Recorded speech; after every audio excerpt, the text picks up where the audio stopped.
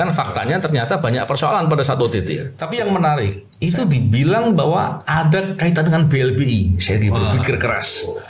Kaitannya apa ya? Kita ceritakan sekarang nggak ya? Sampai kadang-kadang bilang sama Pak Jokowi, Dede bubarin aja KPK itu Pak. Menurut saya nggak efektif. Sekjen mengurus atau membantu Harun Masiku itu karena ada barter. Katanya ada pengurusan perkara di Mahkamah Agung. Karena Harun Masiku ini merupakan kerabat dekatnya petinggi MA ketika itu. Harun Masiku itu kalau tidak ada keputusan Mahkamah Agung yang dikuatkan fatwa Mahkamah Agung, maka dia tidak akan pernah mengeluarkan uang serupiah pun. Tentang kader asli PDI Perjuangan, karena baru bergabung pada tahun 2018 dan memiliki kedekatan dengan Ketua Mahkamah Agung periode 2012-2022 perkataan dan diyakini bahwa Harun Masiku memiliki pengaruh di Mahkamah Agung. Akan dikuatkan oleh fatwa Mahkamah Agung untuk menjadi pengganti PAW. Lalu partai memberikan rekomendasi nama dia. Siapakah petinggi MA ketika itu? Nah, teman-teman mungkin bisa telusuri sendiri. Lalu Anda ajukan ditolak KPU, apa yang akan Anda lakukan? Ketika ada tawaran, sudahlah, selesaikan dengan uang, pasti bayar. Ketua Mahkamah Agung Hatta Ali meyakini keputusan Hakim Mahkamah Agung yang mengabulkan kasasi terdakwa kasus BLBI Syafruddin Arsyad Temanggung sudah melalui berbagai pertimbangan. Ya, Hatta mengatakan bahwa keputusan hakim tidak boleh dikomentari dan juga bersifat teknis. Akan lihat putusannya. Apakah ya. ini maksudnya Pak, Presiden atau pemerintah sudah mengetahui belum sih, Hakim Agung, Pak? Enggak, sepanjang bersifat teknis.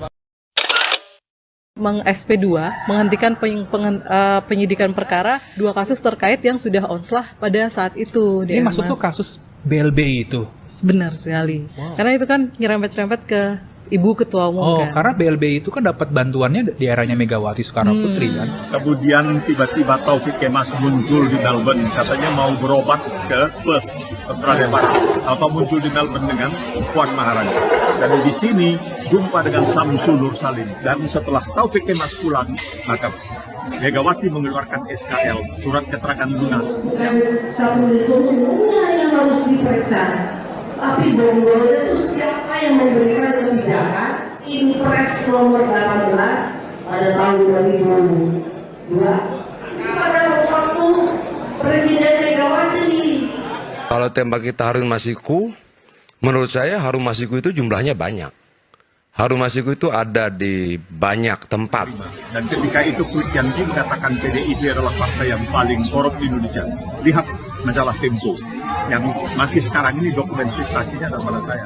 Sogok menyogok untuk mendapatkan apa yang diyakini hak oleh seseorang itu sudah terjadi di mana-mana. Kaitan dengan pemberian suap, betul apa enggak? Ya, atau jangan-jangan dalam persidangan nanti justru akan dibuka lebih jauh lagi. Tentang apakah ada benar dugaan ada kaitan kasus di balik suap itu. Kenapa kemudian dia berani keluarkan itu? Karena ada keputusan Mahkamah Agung, fatwa Mahkamah Agung yang kemudian memberikan hak pada partai mencarikan pengganti PAW. Sampai hari ini sudah 70.000 triliun. Itu tidak boleh. Itu adalah independensi hakim. Oke. Nah, jadi saya nggak boleh mengomentari putusan hakim. Kalau dibilang politik, jangan-jangan faktor politik juga yang membuat Firly Bahuri kemudian tidak menaikkan saat itu.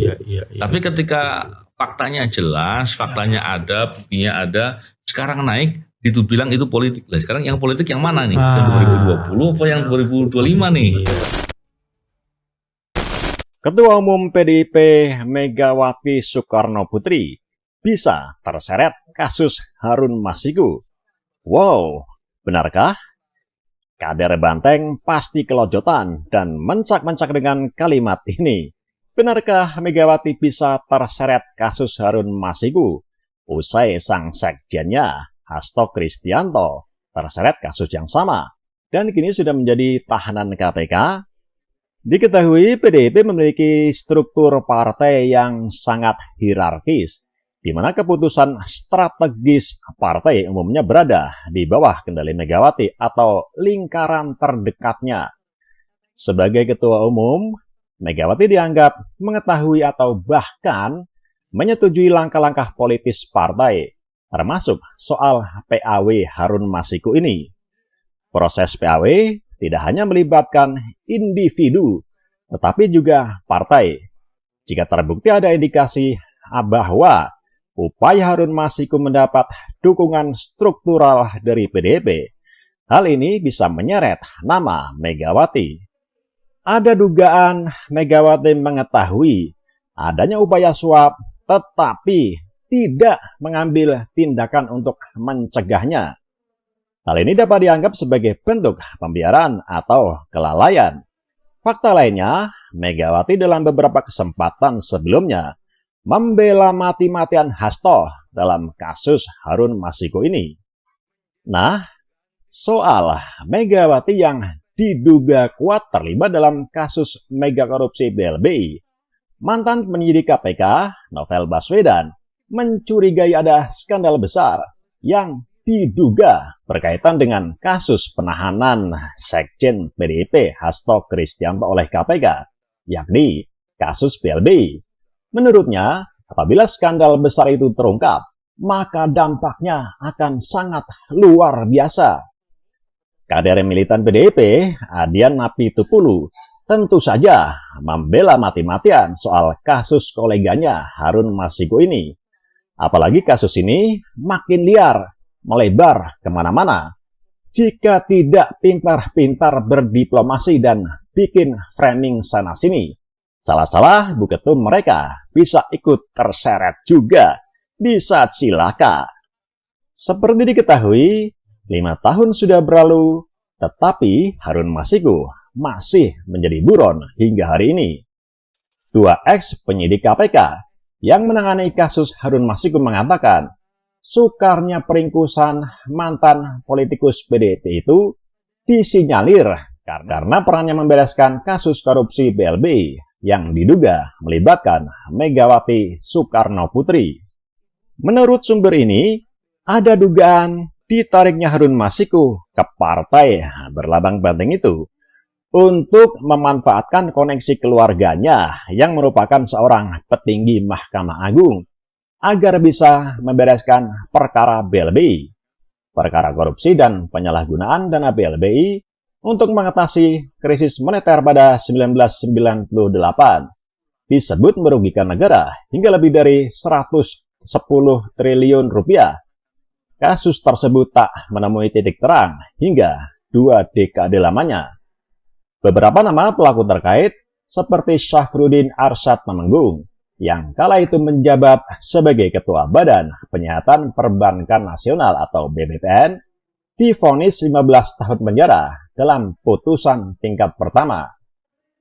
Pada 9 Juli 2019, Syafruddin bebas di tingkat kasasi. Perbuatannya dianggap bukan merupakan pidana. Syafruddin terbukti melakukan penerbitan SKL BLBI kepada Bank Dagang Nasional Indonesia, sehingga menyebabkan kerugian negara mencapai 4,58 triliun rupiah. Penyidikan terhadap pemilik BDNI Syamsul Nur Salim juga dihentikan pada April 2021 secara resmi oleh KPK melalui surat perintah penghentian penyidikan atau SP3. Selain koneksi Harun dengan petinggi MA, sumber lainnya mengatakan hari ketika seharusnya Harun dijaring melalui operasi tangkap tangan oleh para penyidik KPK, ia kabur ke Singapura. Ia bertemu dengan seseorang yang berkaitan dengan kasus BLBI. Ada dugaan bahwa Harun Masiku mengetahui aliran dana terkait kasus BLBI kepada sejumlah orang, termasuk yang mengalir ke kantong Firly Bahuri dan Syamsul Nur Salim. Seorang penyidik KPK disebut telah memiliki catatan perlintasan Firly ke Singapura untuk bertemu dengan Syamsul Nur Salim.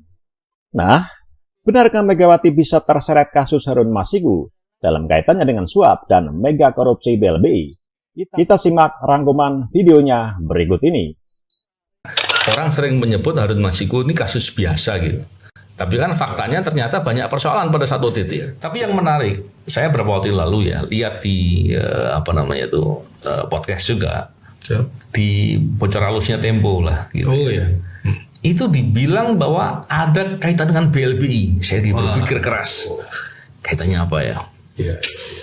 Dan yang menarik, kita ceritakan sekarang nggak ya? Iya dong. Itu fakta persidangan ya. Oh iya. Tapi penyidikan ya. Iya.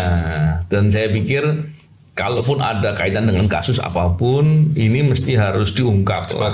Harus diungkap dengan tuntas. Harapannya jangan sampai ada pola-pola begini lagi ke depan. Ya, petunjuknya kan jelas Bang ya. Ya. Dan siapapun yang terlibat untuk menutupi, untuk mengkondisikan perkara dengan cara-cara jahat seperti ini, harus diproses. Dibawa ke ruang terang dulu. Ke ruang terang, dijemur, ya. Dijemur biar kepanasan, ya. Iya, menarik sih. Ketua Umum PDIP Megawati Soekarnoputri yang mengaku sempat meminta Presiden Joko Widodo agar membubarkan Komisi Pemberantasan Korupsi. Persoalannya yaitu ya just gitu loh. Sampai kadang-kadang bilang sama Pak Jokowi, jadi bubarin aja KPK itu Pak. Menurut saya nggak efektif. Kami mendengar info dari sumber kami. Ada 2 sumber kami yang bercerita bahwa sebenarnya Sekjen mengurus atau membantu Harun Masiku itu karena ada barter. Katanya ada pengurusan perkara di Mahkamah Agung. Karena Harun Masiku ini merupakan kerabat dekatnya petinggi MA ketika itu. Siapa gitu. dia? Siapakah petinggi MA ketika itu? Nah, teman-teman mungkin bisa telusuri sendiri. Pengetahuan umum. Google, ketahuan siapanya. Nah, di situ PDIP atau Hasto berharap ada kasus itu onslah gitu. Onslah itu apa artinya? Onslah itu putusan lepas. Okay. Jadi, nah ketika kasus itu putusan lepas, akhirnya kan tidak akan merembet kemana-mana gitu. Dan memang di KPK akhirnya 2024 itu meng-SP2, menghentikan penyidikan perkara 2 kasus terkait yang sudah onslah pada saat itu. Ini maksud lo kasus BLBI itu? Benar sekali. Wow. Karena itu kan nyerempet-nyerempet ke Ibu Ketua Umum kan. Karena BLBI itu kan dapat bantuannya di eranya Megawati Soekarnoputri kan. Iya. Jadi ada siapa namanya tersangkanya tuh itu Syafruddin Temenggung. Sudah lepas. Siapa ada beberapa kan? Samsul Nur Salim dan Icih Nur Salim baru SP3 2024 ini. Nah, berarti nyambung semua ya kalau kita buat timeline itu lini waktunya. Kasusnya Hasto segala macam, terus MA ada putusannya BLBI, lalu 2024 ini Icih dan Samsul Nur Salim itu SP3. Wow. Harusnya KPK periksa juga dong ya soal BLBI ini ya. Nah, harusnya begitu. Apakah memang kasus ini bisa dibuka kembali atau sudah kedaluarsa? Nah, itu KPK mungkin bisa mengumpulkan para ahlinya, penyidik dan lain-lainnya seperti itu. Menarik. Atau ini tergantung keputusan politik? Ya, biasanya sih begitu, Lin. Kompromi politik.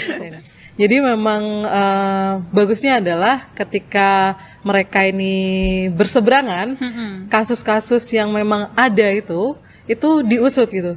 Cuma buruknya adalah ketika mereka berkawan, kasus itu akan ditutupi semua. Kompromis. Dan ini mau sampai kapan terjadi di Indonesia politik saling sandra seperti ini gitu. Persoalan seperti ini terjadi di mana? Di mana-mana. Orang ngelamar kerja bayar, orang mau sekolah bayar, orang ngurus KTP bayar. Itu terjadi di mana-mana. Meskipun kita kan nggak bisa menjustifikasi atau membenarkan semua itu. Itu tidak benar. Betul, saya setuju. Itu tidak benar.